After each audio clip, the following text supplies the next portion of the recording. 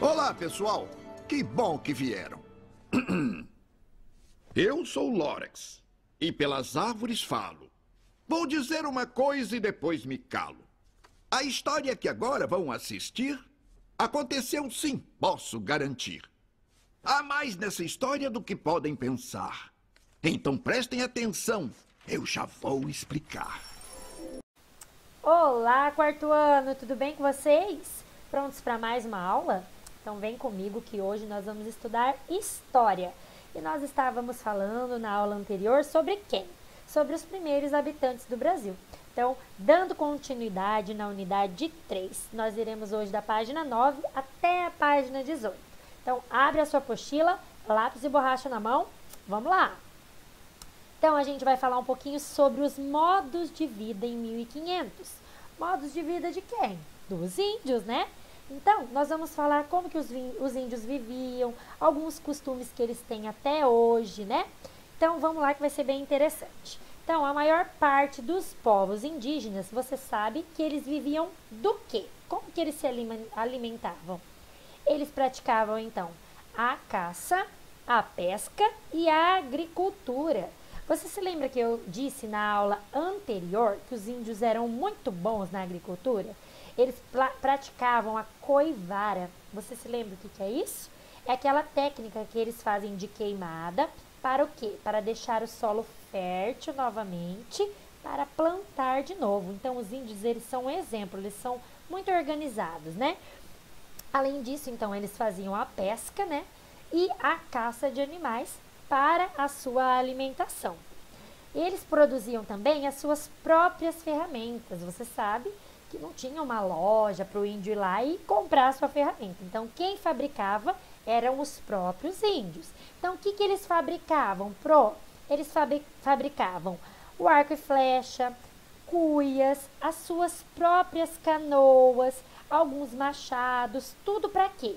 Para o seu próprio uso, né? Então, para eles poderem caçar, para eles produzirem seus alimentos, para eles fazerem as suas moradias, porque você sabe que os índios eram quem construíam as suas próprias moradias, então eles eram muito eficazes, né?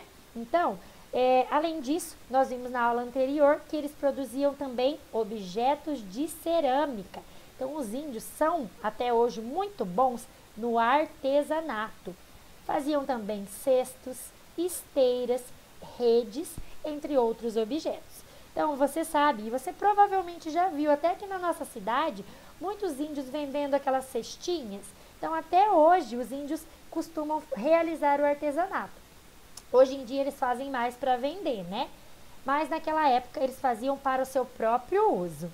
Então, olha ali, um objeto, um manto tupinambá, que foi feito com penas de aves, tá? Pelos indígenas por volta de 1680. Um outro costume dos índios era de fazer muitos adereços para usar no próprio corpo, né? Durante os seus rituais. Então, eles usavam o quê? Penas, peles de animais para enfeitar o corpo. E eles faziam o que também? Pintavam o corpo, né? Então, eles iam lá e pintavam o corpo quando eles iam fazer algum ritual, né? Alguma dança, né? Da sua cultura. Esse manto aí, ele tem hoje em dia apenas 6, tá? E eles estão nos museus da Dinamarca, da França, da Itália, da Bélgica, da Alemanha e da Suíça. Então, é uma peça rara, lindíssima, né? Então, olha ali, pessoal, vocês conseguem visualizar bem nessa imagem a pintura corporal, que é, então, essa cultura tão tradicional e conhecida, né, pelos índios. Que lindo que fica quando eles costumam fazer isso no seu corpo. Então, é uma forma do quê? De arte. E diversos outros povos também ao redor do mundo pintam o seu corpo com tintas extraídas da natureza. O mais bacana é que os índios, eles fazem a própria tinta para depois pintar o seu corpo, tá? Essa foto é de indígenas da etnia Calapalo, no Parque Indígena do Xingu, em Querência, do Mato Grosso. Então, é, como eu disse, uma tradição dos índios usar esses adereços pelo corpo todo e pintar o seu próprio corpo, tá? Agora, ali embaixo, ó, É verdade que os povos indígenas do passado utilizavam quase sempre a técnica da coivara para plantar, como eu acabei de dizer? Sim, é verdade. E eles usam essa técnica até hoje e respeitam o meio ambiente, agindo com cuidado para não estragar as raízes e nem o solo. Então, os índios são um exemplo para nós de como cuidar da natureza, né? Agora a gente vai falar um pouquinho sobre o trabalho dos índios. Então, conforme nós já conversamos também, nas aldeias todos trabalham e eles são, gente, muito organizados, tá? É assim, os homens são dedicados a um tipo de trabalho e as mulheres são dedicadas a outro tipo de trabalho. Então, eles seguem esse padrão, vamos dizer assim, à risca. E as crianças observam isso desde pequenininhas e vão seguindo os exemplos do pai e da mãe. Ó, os homens, eles são responsáveis pela caça, pela pesca, pela derrubada das árvores e eles constroem as moradias. Isso que os homens fazem. E as mulheres, as mulheres ficam responsáveis pelo plantio, pela colheita, pelo preparo da comida e cuidam das crianças. Que legal, né? Essa divisão de trabalho, porque daí não pesa para ninguém, né? E as crianças, como eu disse abaixo, elas aprendem desde cedo as suas funções. Os meninos seguem os passos dos pais e as meninas seguem os passos das mães.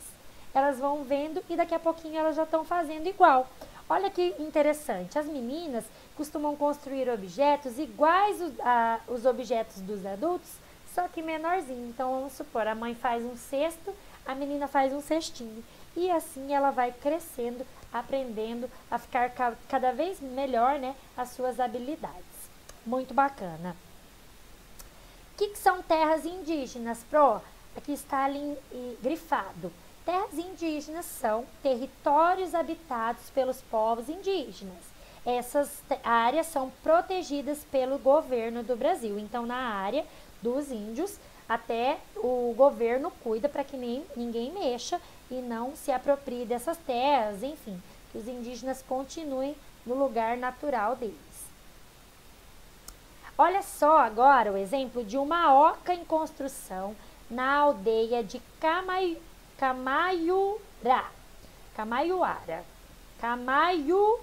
meu Deus, parece um trava-língua, no Parque Indígena do Xingu, no Mato Grosso. Então, o que vocês observam ali?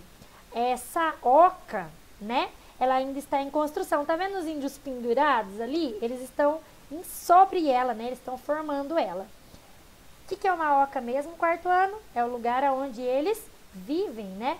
É a casa dos índios, tá? Agora, lá embaixo, na página 10 da sua apostila, diz assim, ó. Você acha que o seu cotidiano é igual ou diferente do cotidiano das crianças indígenas nas aldeias?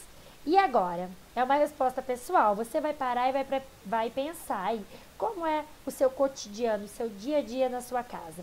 Você costuma fazer as coisas que os seus pais fazem, vamos dizer assim, né? Ou não? Você consegue se dedicar mais aos estudos? Você consegue brincar mais? Você fica no telefone muito tempo? Então, é uma resposta pessoal. Vou deixar aí, ó, para você ficar pensando, tá?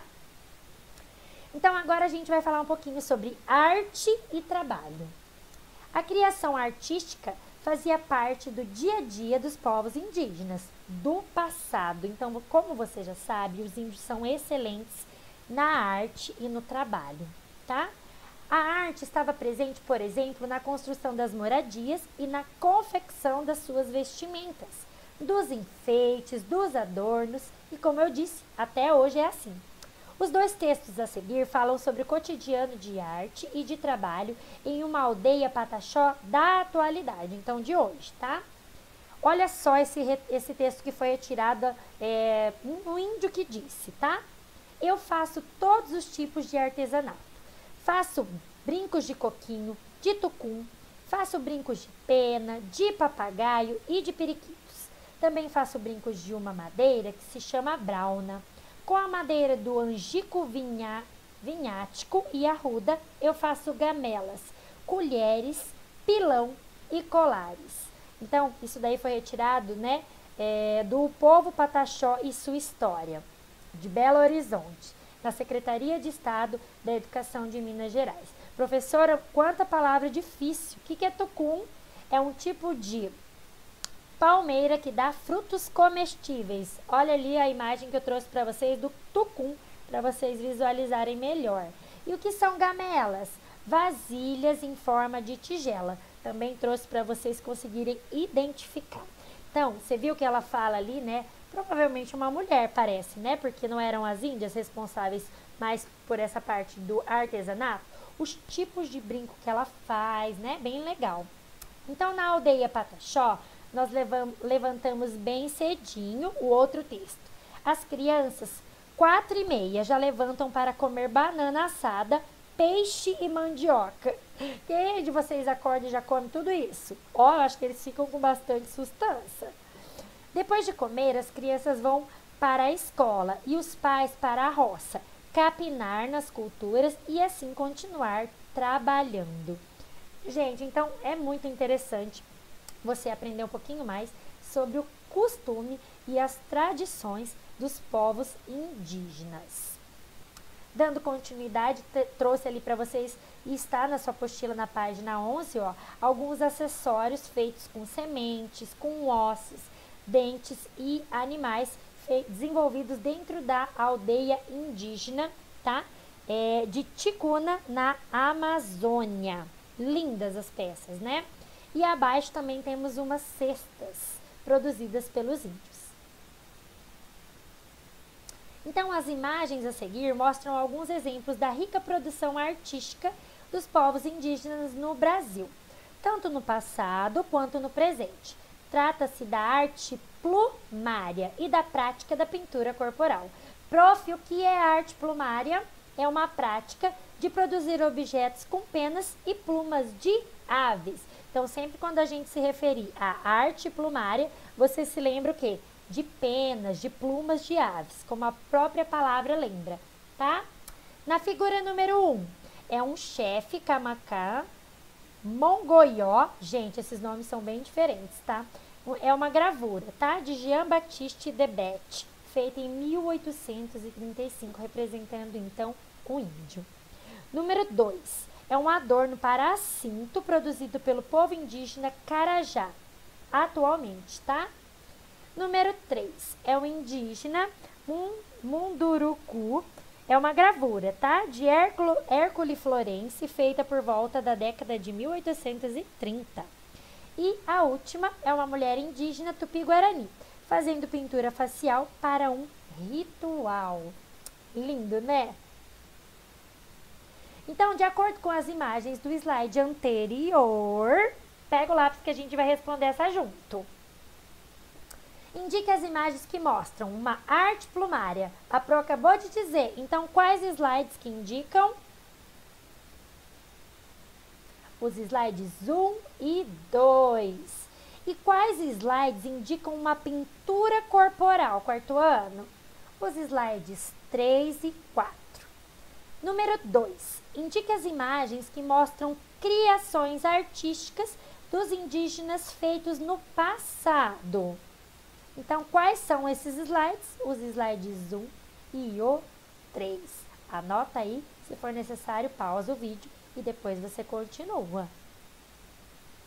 Agora a gente vai falar um pouquinho na sua página 13 sobre os costumes indígenas, meus amores. Vamos lá, então. Ai, que vontade de pedir para alguém ler para mim. Ai, meu Deus do céu. Marcos, lê para mim, Marcos. A Pro vai ler aqui, mas vai pensar que vocês estão fazendo a leitura junto comigo, tá bom? Então, vamos lá. Diversos costumes indígenas foram sendo incorporados pela sociedade não indígena. Como assim, Pro? Grifa aí na sua apostila. Então, algumas coisas que os índios faziam, a sociedade fora, né, que não são os índios, começaram a fazer também. Como o consumo de alimentos com milho, utilizar mandioca, adoro. Gente, mandioca, vocês gostam? Batata doce, super saudável também. E faz parte dos nossos hábitos até hoje. Então, o que isso quer dizer? Que os índios faziam coisas que nós aprendemos com eles e continuamos fazendo no nosso dia a dia. tá? O preparo de pratos com tapioca, então hoje em dia a tapioca também é muito utilizada, e pirão de peixe também são costumes indígenas que as outras pessoas costumam fazer hoje em dia, tá? Outro exemplo de nosso hábito e costume são o uso de redes e a prática de tomar banhos diários. Graças a Deus, né, gente? Tomar banho diário é muito bom, ainda mais em época de coronavírus. Pelo amor de Deus, lavem bem essas mãozinhas, usem álcool em gel, se limpem mesmo, tá? E o uso de rede. Quem aí gosta de deitar na rede, levanta a mão. Todo mundo, né? Todo mundo aí gosta de espichar na rede. Fala pra mim aí, quem gosta de espichar na rede? Deixa eu pensar aqui, quem tem carinha de que gosta de espichar na rede? Manuela Oliveira gosta? Gosta, né, Manu? Ó, há também muitas palavras de origem indígena na língua portuguesa falada no Brasil. Mais especificamente, palavras de origem tupi-guarani. Veja alguns exemplos. Então, você sabia que tem algumas coisas que você diz que é de origem indígena e você nem se deu conta? Olha só, capim é uma palavra do tupi-guarani, tá? Curitiba também é uma palavra do tupi-guarani. Jacaré, Maracanã, mingau, perereca, né, que significa andar às tontas, pipoca, que significa pele, né, e que também é do tupi-guarani, e urubu, tá, que significa ave grande, negro. Então, ali também tem todos os significados dessas palavras. É só para você saber que todas essas aí têm origem o quê? Com os indígenas. Legal, né? Pipoca é uma coisa tão comum que a gente fala tanto, né? E a gente nem imaginava. Certo, meus amores? Olha ali o indinho descansando na rede. Muito bom, né? Então, a palavra pipoca tem origem tupi-guarani, como eu disse. E o cultivo e o consumo da mandioca são uma tradição que herdamos dos povos indígenas. Agora, um desafio para vocês. Entre os exemplos das palavras de origem tupi-guarani citados nesta página, há 2 nomes de lugares. Quais são eles? Tempo. Dá vontade de colocar um tic-tac aqui, né? Diz para mim, Otávio, quais são eles? Curitiba, no estado do Paraná, e Maracanã, que é o quê? Um estádio de futebol no Rio de Janeiro, também super conhecido, né? Meus amores, a página 14 e a página 15 eu deixei de tarefinha para vocês, tá? Então, vocês vão fazer a leitura do texto falando tupi e vão responder as perguntinhas 1, 2 e 3. E depois vocês vão fazer a leitura e interpretação do texto da página 15 e vão responder o jogo rápido, tá bom? Agora eu vou dar uma pausa para você se esticar e eu já volto com o restante da nossa aula de história. Até já!